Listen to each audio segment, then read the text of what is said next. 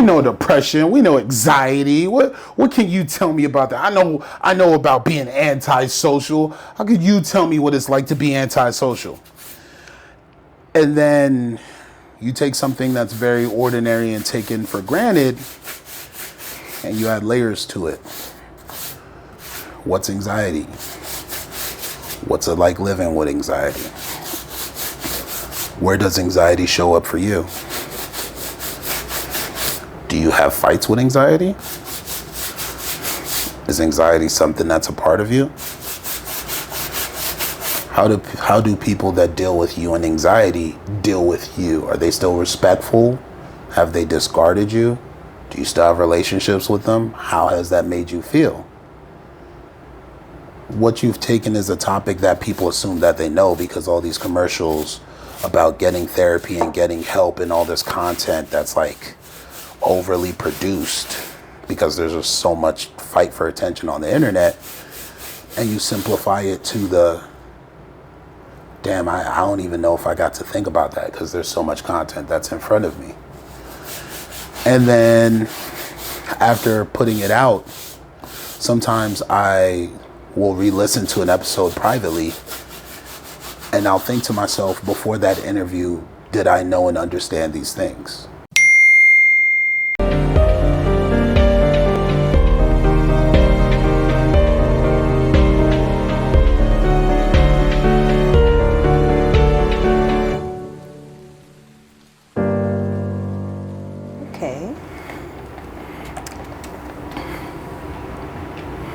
What is in my shoes? Like the concept? Yeah. So in my shoes, I went to reach over and I was like, hey, you big as hell. Just use your left hand. That's not my bad. So in my shoes is a concept, right? Mm-hmm. It's a concept building on realizing that I don't really understand the people around me. So as someone that does mental health advocacy work and all that other jazz, it's very easy to fall in love with the person's story, their struggle, and what they've overcome. And what happens is you get so overly focused on that person's struggle and the focus of that person's struggle that you tend to forget the story of the person that actually filled those shoes outside of just the struggle. The reason that's important is I have a high volume of relationships. Yeah. Right? And I came to realize in my high volume of relationships, I was losing recipes to the work. Right? What kind of recipes? Seeing people for happy hours and catching up on how their day has been. Hearing about people's families that I like. Because as you know, I adopt a lot of families. And I get that from my mom. Fun fact. My mom is a community person. Like if she can help a family, if she could put someone in the right position, if she can cook meals for people, she'll do it and never expect anything back, right? Mm-hmm. But I know the other side of what that looks like when you don't expect anything back and you start to lose resources within a home. Because that money has to come from somewhere in order to help people. Yeah. So when it came to the concept of in my shoes, I wanted a reason to get back to talking to people about people and not just mental health needs and mental health stories. And I wanted us as a community to figure out, are we actually interested in the people around us? Or do we just like the fact that we get to have relationships and that's it? So we're less lonely versus, do you actually know the person? Do you actually understand their story? Do you actually care about what the hell it is that they talk to you about every Monday when they get their favorite bagel in their bagel shop? If they don't tip you, would you actually care about the person? If they didn't come to do interviews on your platform, would you actually care about what's going on in their lives? And also, it gives me an excuse and a reason to actually hear about what's going on in people's lives, because sometimes when you build platforms, people feel when they come to see you that it has to be something important having to do with the platform, and not just, hey, I get to see my friend and it would be nice to just hear from my friend and see how they're doing. That's interesting. There's a podcast I listen to regularly, and the host is a survivor of domestic violence. And she said a lot of survivors don't say anything because then that's all you'll see them as. And they're just the domestic violence survivor and not a whole person. And it's true. It's true. Yeah. It's, when it comes to domestic violence, do you want my point of view on that? Like in terms of how people treat those people, or no? If you think it should be here, if you think it should be a part. What I've observed when it comes to domestic violence is, and people that are involved, right? Yeah. As the person that may be involved in domestic violence but not aware, hey, you are an abuser, right? Because I thought about the video from TikTok with the two Spanish dudes, and he's like, the girlfriend's crazy. He's like, oh, domestic violence. Right? When it comes to those relationships, people sometimes feel guilt over not being able to do anything for the person who finally came out about what they went through. And instead of moving forward with that person, sometimes people treat every interaction they get with that person as an opportunity to prove, hey, if I had my chance, I would have had your back. And that gets really nasty, because you really lose sight of the person who's recovering and the person who's trying to figure out what life looks like for them, and you make it about you and what you didn't do, and your over focus on what you would have done now takes away from the opportunity for that person to move forward, because now you're always trying to prove something that person doesn't need anymore. Yeah. Because they've survived, and they're just trying to make sure that doesn't happen again, because when you're a DV survivor, domestic violence survivor, there's actually a high chance, if I'm not mistaken, that your next relationship can be a domestic violence relationship just off of that experience. Because that norm skews your ability, unfortunately, to come across healthy relationships and recognize what a healthy relationship is, because that's what you're accustomed and geared to and towards, unfortunately. Can you grab that towel behind you? This one? Yeah. Unless there's the bigger towel, actually. Yeah, because the bigger towel is what I use for these things. Well, setting up, I forgot to grab the towel. Thank you. Why the name In My Shoes? Why the name? I have a lot of sneakers. I currently have 23 pairs of sneakers, but I'm not a sneakerhead. And the reason I have so many sneakers is I'm a very heavy person. I've been overweight since 3rd grade. And I came from a family that didn't buy like a lot of shoes because they viewed it as like a waste. But it's like, look, the heavier you get, the more shoes you're going to have to naturally go through. So it's not even about, well, we can't afford that. It's about, well, your boy fat. And he's not really losing the weight because he's choosing to be stronger. And when you get stronger, you get heavier sometimes, especially as a kid, because strength is associated with weight. And it's like, well, if I'm going to be fat, I do need to figure out how to get stronger. And your shoes matter. So I brought a bunch of shoes. And I've never been I need this shoe for this fit and this shoe for this fit. And you know what I need? Another fit for these shoes. And because I knew so many people, especially when it came to all the work that I did, and way before all the work that I did, I knew a lot of people, I came to realize, man, I got a lot of shoes. Then I came to realize, ooh, I like the shoes other people are wearing. And then as I was recognizing and admiring the shoes other people were wearing, I started asking myself, man, I wonder what it's like to walk a day in their shoes. And when you have such a high rate of people telling you private stories, you kind of think, maybe there's certain stories that people would like to be able to tell and not have to show their face. Mm-hmm. And I was like, well, what would be a good concept that I could create? And I was actually explaining this to my host, Jory, today at lunch. I was like, the reason I come up with these concepts and these things is because of what I've gone through trauma-wise, right? Anytime I have that urge or breath of anger, I'm like, ooh, you got that energy. How do we figure out a way to pour this into something that matters, that could be used positively, right?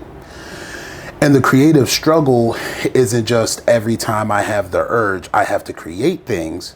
The struggle is every time I have the urge, am I actually using this energy correctly? Or am I just doing things to do things? And as you know, I don't like doing things to do things. It's not my favorite hobby. If I'm not mistaken, you've seen me literally slow down and be like, am I tripping? Am I walling? Hey, you've seen me moving around. Am I doing a lot?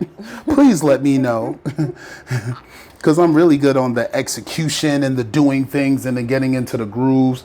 But I'm not always that great at recognizing, hey, you may have been doing a lot for a while and it's time to stop. I'm doing a really good job on these sneakers. I don't know if you've noticed, but this was really dirty. Yeah, it was.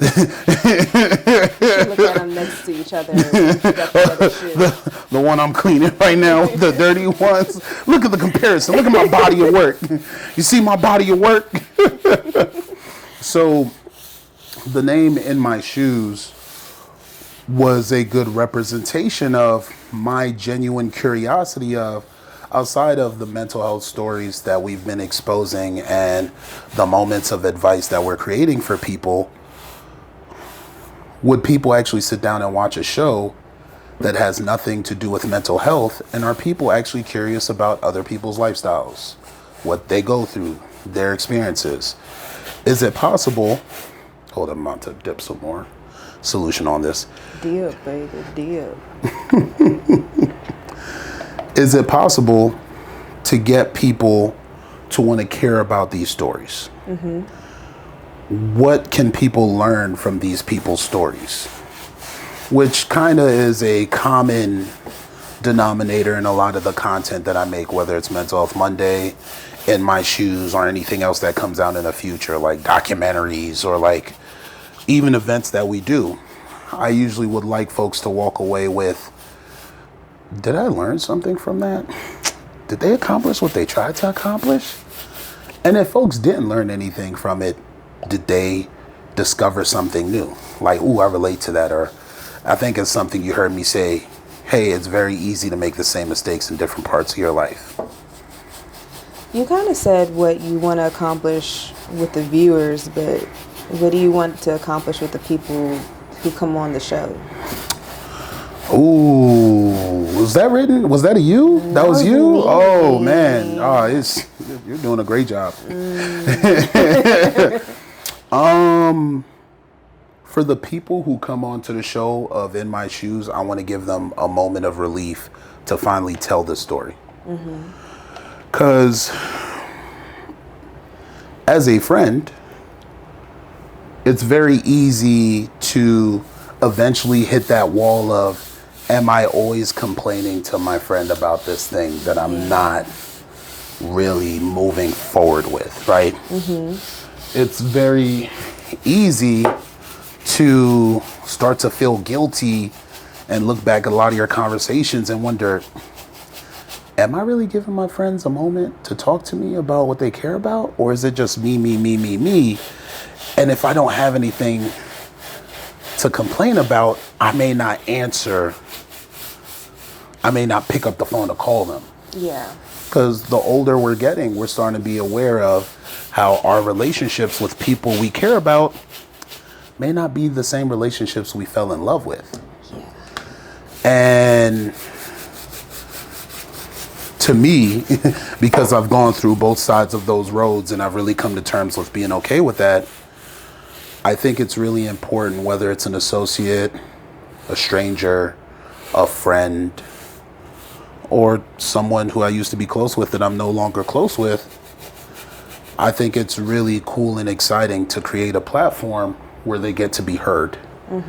And I put it out there on the internet and I say, internet, do you want to hear this? And the internet says, yeah. Or it says, no, we good. You could have kept that one. And it's like, all right, well, I did it. The creative journey is supposed to be about making mistakes and not getting it right. I think we've become really obsessive with, I need to get the thing right so I can make money. And after I make money, that'll make things better. And it's like, yeah, money does make things better, but you also have to be able to be happy with the product that you've created. So for all the viewers who come on, I really hope they get to tell a story, especially if it's a private story where their face isn't shown and someone walks away and says, I know a friend like that, and I know what I may need to do now that I know this, because I wasn't aware of it before. I wasn't aware of their struggle.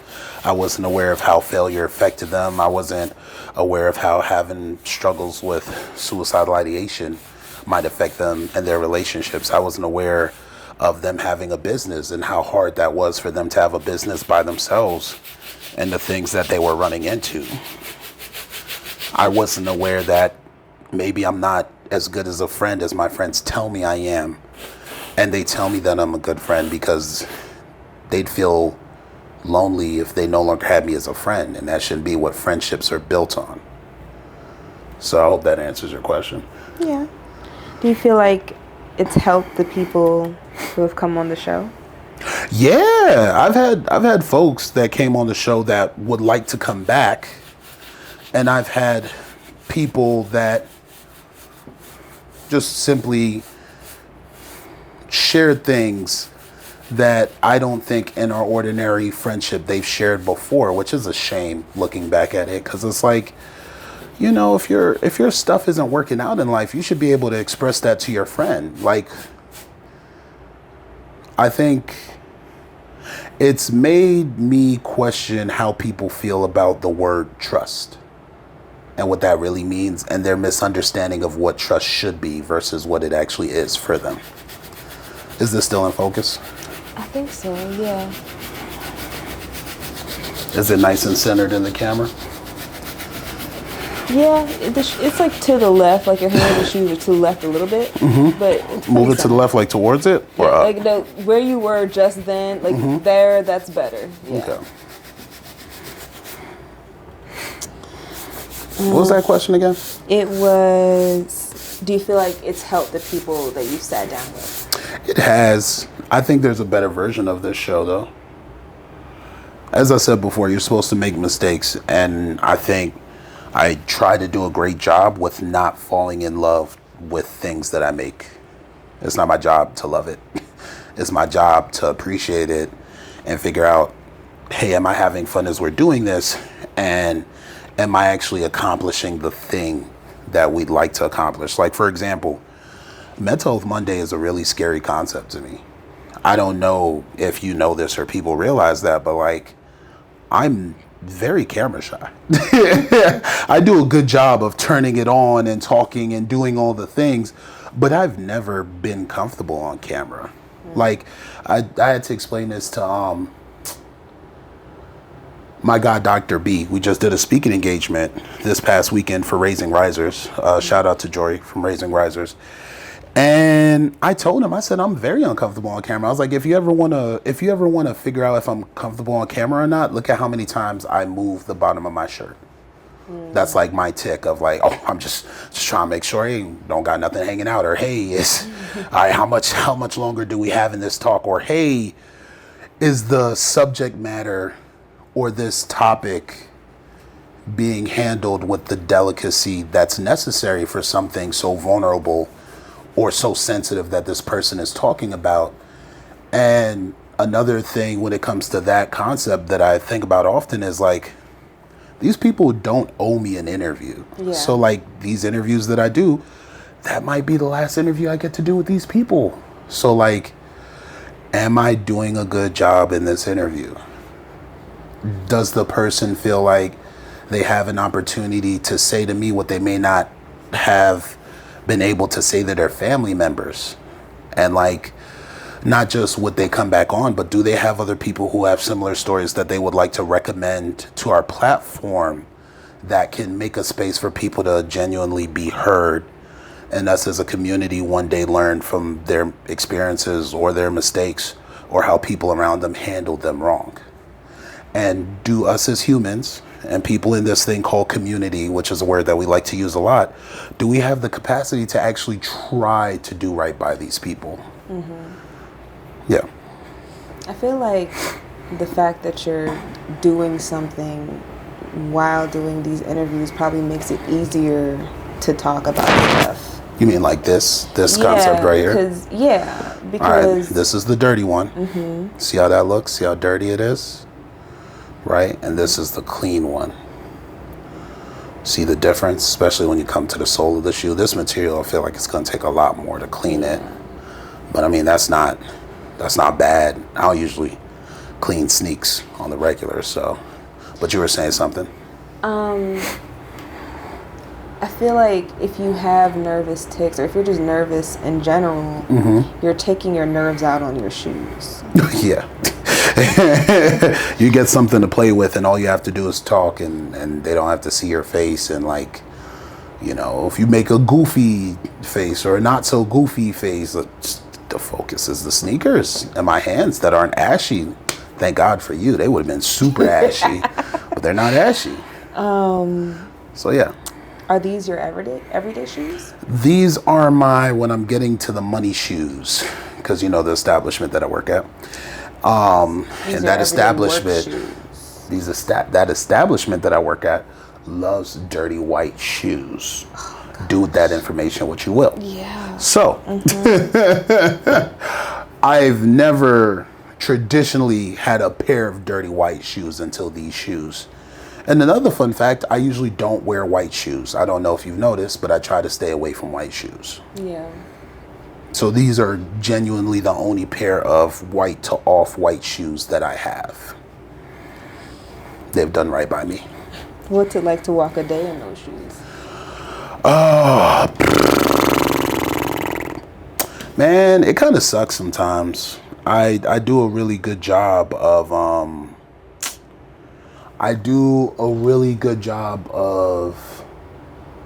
not faking the funk, if that makes sense. Like if I have a bad day, you'll get nothing from me. I'm not gonna find it. I'm not gonna look in the closet. I'm not gonna look under the counter. I'm not gonna look in between the couch seats to see if it's there. I don't give a damn, right? And the reason that's important is I think for a lot of my younger informative years in adulthood, I've been taught that you have to put on a smile. I've been taught that you have to figure out how to just do the thing and get it over with. Yeah. And what happens is when you get it over with, it's very easy to treat everything in life as I'm just trying to get this over with. Mm-hmm. And what happens is if you start to treat everything in life as I'm just trying to get this over with, you do that in relationships when you date people. You do that in relationships with your parents. You do that in relationships that aren't good for you. And the reason that thought comes to mind when I try to figure out what's a day in my shoes like, I had a period of time that I wasn't happy. That's when I met you. I met you when I wasn't happy, right? Mm-hmm. And in that period of time, what was the first thing I said? It was like one of the random, not what was me, because I really did go through a lot, but what was like one of the random things that was like a warning sign? I was like, hey, are you sure you want to deal with that kind of person?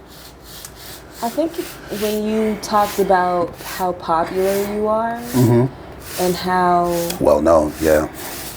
yeah, like that is the first conversation I remember with you being like, because I think it was before we started going out in public because we met during the pandemic. Yeah. And that was a good heads up. Yeah. Because you saw, like, you know, and I think when people think popular, it's like, oh, you're loved. It's like, no, you're known. You're very well known. Yeah. And because you're very well known, you may have reservations about how you want to move because you don't want to have unnecessary conversations with the wrong people who you really don't owe a conversation to. Because they're not your folks. They just know you. You know what I'm saying? Especially when you're on a date. Yeah, especially when you're on a date. Right in between the crab dip. Right? So I think a day in my shoes is having awareness of, am I wearing a mask today or do I get to just be me? Right? And most people would say, well, that's not really healthy. And it's like, yeah, I hear you, but you guys would have to experience that yourself before telling folks, hey, that's not healthy or that is healthy. What I will say is walking a day in my shoes is necessary and it's a blessing as much as sometimes it's a burden because, like, I did ask for this. When I say ask for this, I didn't ask for popularity. I decided to love other people outside of myself. Right? I decided to show people love, ask them how their family is doing, care about their favorite bagel spot on Mondays, ask them about, hey, where do you party? Ask them about the drama that's going on in their lives, and them open up to me, and we really have serious discussions on what they're doing or not doing in their lives, which is advice that they wanted from me, and care about these people. And when you care about people, and people fall in love with that care, they tend to let other people know, hey, this is where I get the care from. You should go there too. Yes, good drugs. he got some good care, man. Just be sure to tip him 5 on the way out, man. He got some good stuff back there. That's some quality product. That's really what it is, right? Yeah. So it's not a lie to say, like, hey, man, you pushing care out the back trunk. You know what I'm saying? It sounds wild, but it's like if you're raised by people that have been so hard on you and they've wanted you to accomplish so much that it's void of care, or care becomes less as you get older because that care is now replaced with expectations, and the expectations, you just lose a little bit of love every couple of weeks, every couple of months, and then there's kids involved. They're like, well, the kids need love. They need love to grow up, but you as an adult, you don't need love anymore. It's like, oh, well, I need to go find my fix.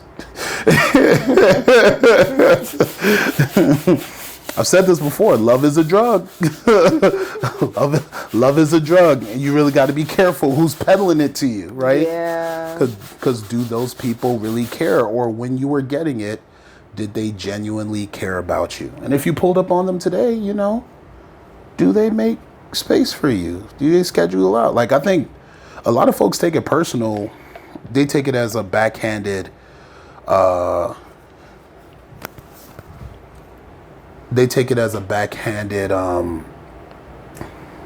suggestion that I tell folks, hey, do you have time to hop on a call and can I schedule you out?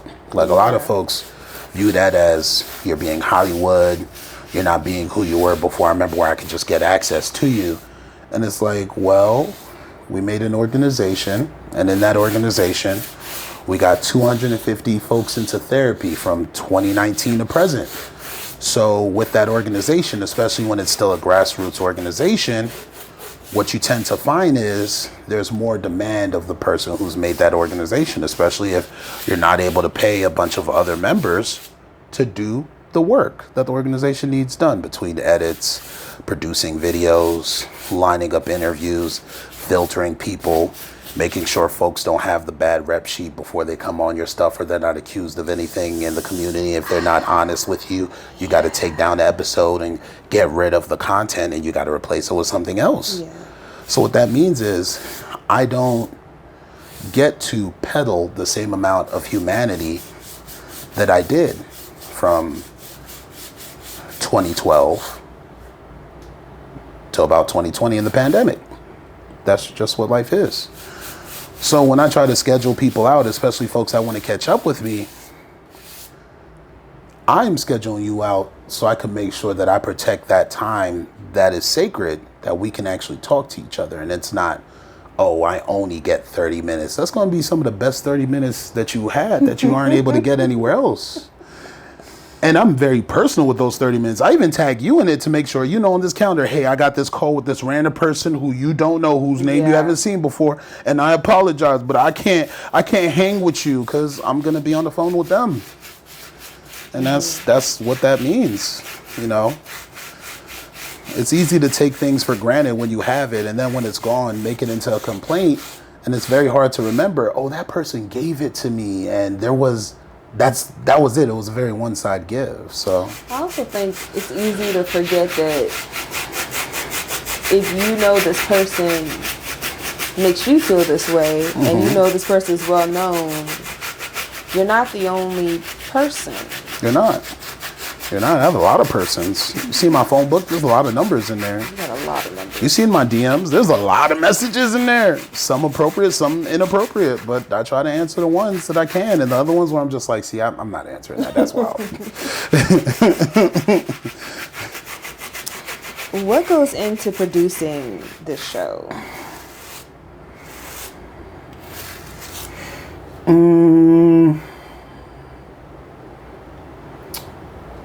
So, when it comes to an episode of In My Shoes, right? I try to start from the assumption of we know everything. We know depression. We know anxiety. What can you tell me about that? I know about being antisocial. How could you tell me what it's like to be antisocial? And then you take something that's very ordinary and taken for granted, and you add layers to it. What's anxiety? What's it like living with anxiety? Where does anxiety show up for you? Do you have fights with anxiety? Is anxiety something that's a part of you? How do people that deal with you and anxiety deal with you? Are they still respectful? Have they discarded you? Do you still have relationships with them? How has that made you feel? What you've taken is a topic that people assume that they know because all these commercials about getting therapy and getting help and all this content that's like overly produced because there's just so much fight for attention on the internet, and you simplify it to the damn, I don't even know if I got to think about that because there's so much content that's in front of me. And then after putting it out, sometimes I will re-listen to an episode privately, and I'll think to myself, before that interview, did I know and understand these things? So what that does for me on the production side, because production isn't just getting people to sit down with you and talking to them. Production is, are you as the person who's hosting the show growing with the content that you've created? And are you making less mistakes from the assumption of who you were before now to the present of who you are now that you've learned these things and you've had these sit downs? And are you actually applying them in real life? And are those things showing up in camera where you've corrected yourself? And that's how I go about producing a show. And in order to do that, you actually have to have a standard of integrity. Like it's nice when I get a soundbite, right? But I'm not fishing for a soundbite. Like, where's a soundbite today? Oh, this is really going to shake them up. Like no, just can you actually have a conversation, right? Mm-hmm. Care about that person, what they're talking about, and can they leave your set and your show with dignity, no matter how dark the topic might be.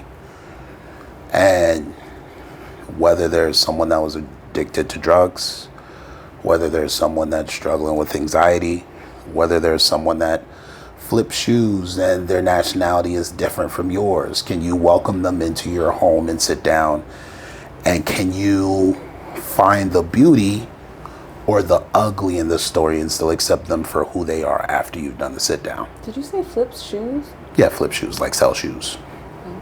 Yeah, a couple of my boys sell shoes out here. I actually got a nice pair of black cats that's on the way in like 2 weeks. Yeah, Michael Jordan shoe. Yeah. I lost it. Isn't producing also like the logistics of putting this together? You mean in terms of folks pulling up to the house to do interviews, Yeah, or like your setup? yeah, that is a part of the production. But then it's like you got to have boundaries. How much do you expect the product that you've created and your time, right? So as you know, I only shoot on Tuesdays and Saturdays.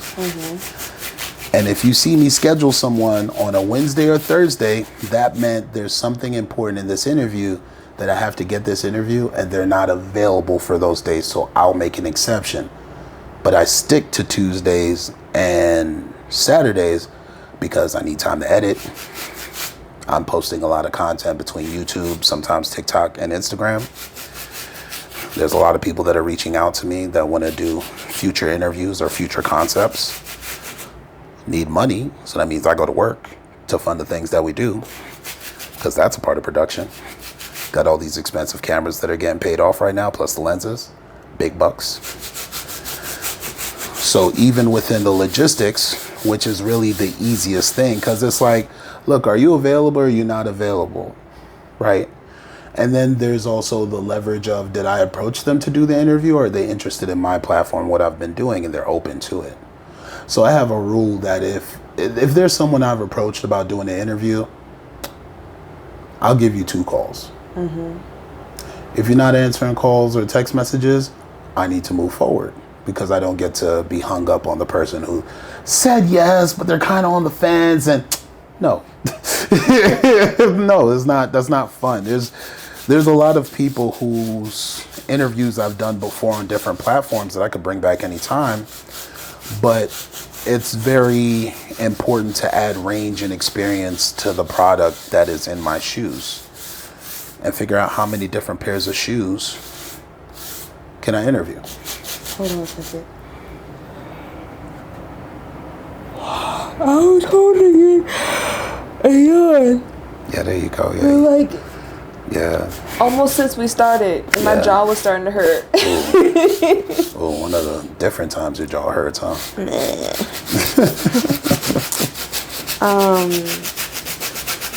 thought of another question.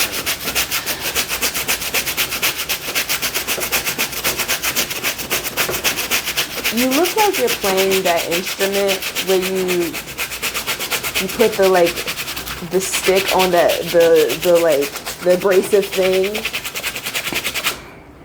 Look like I'm doing laundry. Yeah, Back in the day laundry. Yeah. How do you decide when a certain episode comes out? Because they're not sequential. Like you'll record one and then it'll come out sometimes it'll come out like maybe months later or weeks later. It depends on what's going on in the world. Sometimes I'll look at a contrast episode of In My Shoes, and I'll look at what's going on, like what are people talking about right now, what seems important, or what months are coming up. And I'm like, I think this episode will be good for this month. Yeah. Like, Women's History Month is coming up in March. And we got a lot of women's rights that are being taken off the table. We got a lot of DEI that's being taken off the table. And spoke to my host, Jory, and I was like, hey, I want to have a full month of women interviewed and ready for In My Shoes and Mental Health Monday. Who are your suggestions? Because it's like, you need that representation. I can't run a mental health platform and a platform in general that's storytelling and not be aware of what the hell's going on. So when it comes to episodes and the ways that they're lined up, I really think to myself like, hey, we're telling stories and we're adding realism and groundedness to these stories, and care in terms of what am I willing to touch on subject matter wise. Like, doing interviews and knowing both parties, but wanting to hear one side and make space for one side to tell a story and not picking up the phone to call the other side. Because if you're my friend, you should have already picked up the phone and be like, hey, stuff's happening. Help me. And I'm like, well, I heard from the other party stuff was happening, but they picked up the phone to call me. Think about that. Like, I'm doing these interviews and I'm getting one side of the story, and most folks is like, well, if you were really a friend, you would pick up the phone to call the other side. And it's like, no, that person hasn't picked up the phone to call me in years. We didn't break up. But it's very telling when you pay attention to when people pick up the phone to call you and why. Yeah. And like, don't get me wrong. My friend does have a side to tell, but you can be the villain and have some valid points. Yeah. You know, hate's not a short ride. It takes time. It really has to simmer. So when it comes to the production side and the sequence of events that I've put together when it comes to In My Shoes, to me, it tells a story. I try to have 2 mental health stories if possible. And outside of mental health stories, if possible, I'd like people's real opinions. And what I try to squeeze in, if possible, is one story that's purely relationships. Mm-hmm. So it's not too much mental health on a mental health platform. Like, oh, there's realism here. Oh, you're talking about a breakup. Oh, you're talking about someone grieving and losing their parent. Oh, you're talking about how people that were supposed to be there for them weren't there for them, and why weren't they there for them? What kind of friend were you before they decided, you know what, I don't need to be there for you? What did they have going on? Because the world's not such a one-sided story where your friends have just abandoned you. Yeah. Sometimes folks really are busy. But after the folks are no longer busy, did they make time for their friend? And if they're not making time for their friend, are you brave enough to have the hard conversation with your friend about what happened to us? If it's us or if it's just you. Yeah. You said you don't fall in love with things that you created. Mm-hmm. Do you feel like you get satisfied with what you created? Oh, yeah, I get sated. I'm like, oh, that was good. Because I do most of the edits. Now I do most of the edits. Like, I think for the last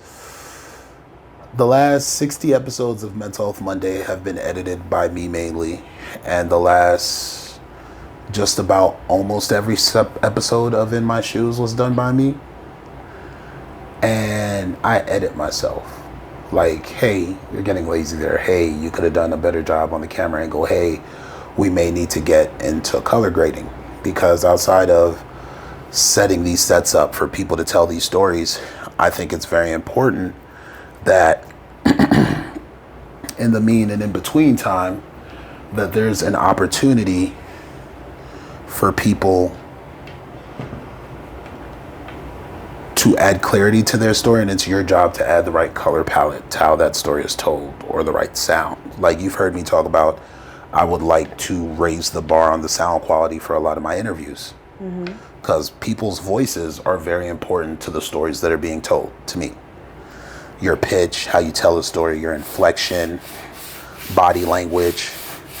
Even in a concept like In My Shoes, body language is a very main point of view. You see the neck down, you see the hands, how it handles the shoes, how the person cleans their shoes. Do they use a toothbrush? Do they just use a big brush? Are you going to do something more with the dirty patches that's in the material of your shoes after the camera's turned off? Because them things ain't clean all the way. You know, what bothers the person? Ooh, I got some scuffs here. Ooh, I'm cleaning the bottom of my shoes. That's crazy. I ain't never seen someone clean the bottom of their shoes. Why he clean the bottom of his shoes? I was wondering if you were going to clean the bottom of your shoes. Yeah, I clean the bottom of my shoes. I tell folks that, and they're like, well, why would I clean the bottom of my shoes? It's just your shoes. It's like, you walk with those shoes. You carry dirt with you in and out of homes, houses, buildings, outside, in your car with those shoes. Why would you not clean the bottom of your shoes? Brother, right? But then it really comes down to, I may not want to just clean up the area that I clean my shoes in, and that's the truth. But I don't say that.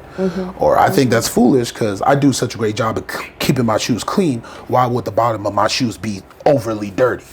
And it's like, my brother, ugh. But to each his own, because that is how you've been raised. Even if you've raised yourself, that is how you've raised yourself. Those are the decisions that you've made.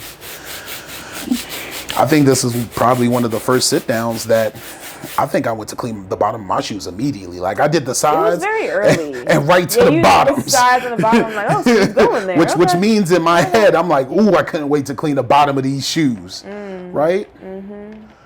But that also means I'm going to have to Swiffer the floor and clean the tables. Right? And you're going to have to wash your clothes, and I got to wash my clothes because they're dirty. I've been splashing things everywhere. This hoodie was already dirty. That's perfect. That's perfect. What has been an unexpected result of starting this show?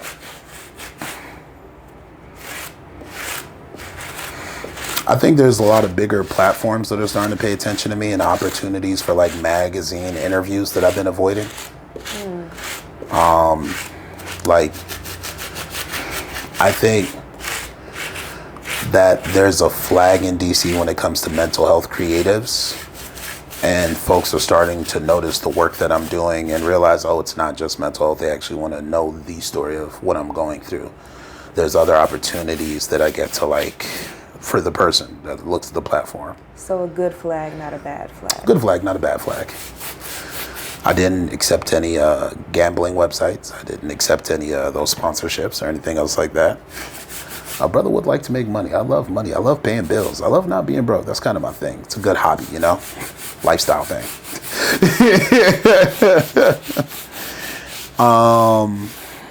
And I think it's made people want to be more honest with me specifically about what they're going through and not just, I finally got help. I believe in getting help. You're going to fall off the wagon. Getting help sometimes means that you come and you tell me for years that I'm going to get it right. You're going to get it right. You're going to get it right. You're going to get it right. And then year 5, you finally get it right. And I'm there to say, hey, good job. I'm not there to say, damn, it took you 5 years. I'm there to say, well, look at you go. Start and stop. And people understand that it can't just come from me. It has to come from them. It has to come from the people next to them. It has to come from their family members. There has to be a willingness for people to learn about what other people are going through.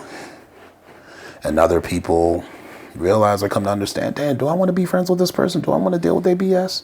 That's a good question to ask. If you don't got it, don't give it. If you don't got it, don't go find it. But if you promised it, you got to try. And after you've tried it, if you tried enough, I'm like, hey, man, that was the little engine that couldn't. Today they couldn't. That's it. So, yeah. That was the last question. Okay. Did you ever ask me what the name of these shoes are? No. Was that on the list or no? No. Oh. What's the name of these shoes? These are the Air Max Terrascopes, if I'm not mistaken. This is this was one of the first Air Maxes that I saw where they redid the sole from plastics. So what you notice on the bottom is those dots. Anytime you see those dots or those designs, shoe-wise, that's usually proof of, hey, we recycle plastic. I figured, hey, yeah. this is a thing. We're trying. Hey, saving the earth, Mother Earth. Look what we did. Look what. All right, spend your money here. Right? And I didn't think I was gonna like these shoes. I thought I was gonna hate these shoes. You wear things all the time. I wear them Fridays, Saturdays specifically all the time when I'm getting to the bag, right? And it went from me wearing them all the time to it's at the point that these shoes hurt my feet because they've lost their original shape. So I have to buy replacement shoes, but these are still a good pair of shoes. I'm just too heavy for the shoe, right? And you know, I don't move light, I move quick. Like I could put a shoe on and tell, you got like a couple months in you. You did a great job though, right? And I'm very sensitive on, hey, if I start to feel pain in the bottom of my feet, got to change the sole. After you change the sole, hey, are those shoes leaning just a little bit too much because they can't handle you? Bet. Do you donate them or do you throw them away? Like it's a right to like throw away the thing that you've broken. That means you've used it all the way. Like I think that there's guilt in letting go of things. Oh, but someone else could benefit from this. And it's like, yeah, but what if someone gets hurt from that because you changed the product and it's no longer originally what it's supposed to do, and they may have bad feet? And I think about those things, like, for every donation or thing that I give away or thing that I think about give away, I'm like, hey, did I use this a bit too much? And should I just throw it away because they deserve better? And when it comes to this shoe specifically, trauma is recycled. Right? Recycled. It is. Trauma is recycled. I think there was something I either said to you or who I had lunch with today about, like, my parents learned that behavior. Yeah. So, like, because they've learned that behavior, I have a lot more forgiveness for them when it comes to certain things, and I don't take it personal, but also warn them, hey, man, don't do that with other people, because I can't protect you when the public judges you and says that's wrong. And guess what? They're actually right. And I'm not saying it because it's the public. I'm saying it because I'm your son. And I don't want you to be out there caught off guard when the world tells you, damn, that's facts. And now that's your ass. I saw a quote recently that said, I'm still mad at my mother for what her mother did to her. Yeah. It's like, oh. Yeah. Yeah.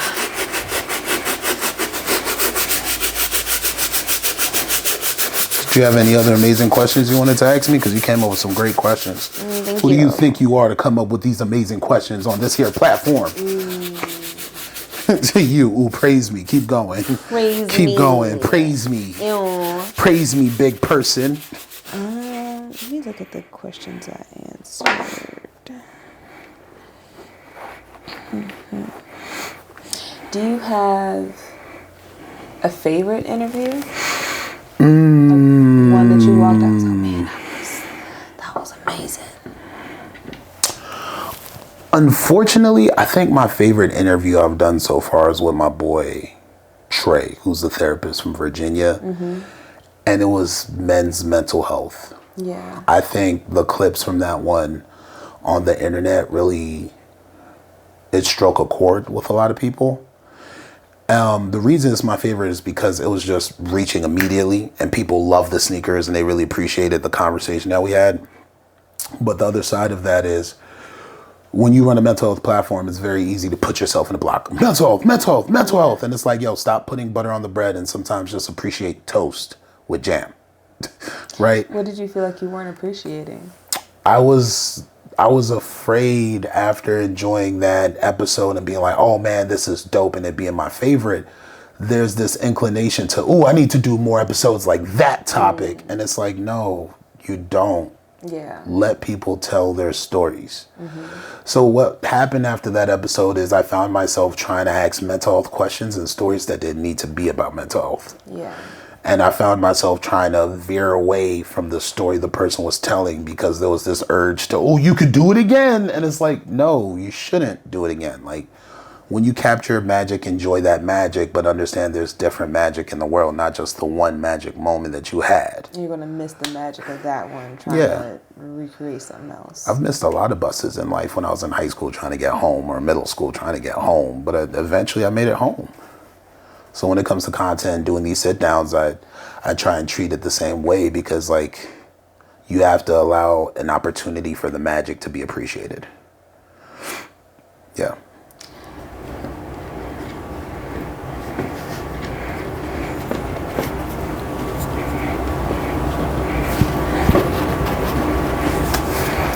My name's Juice Jones Creates, creator of In My Shoes, and this is a day in my shoes.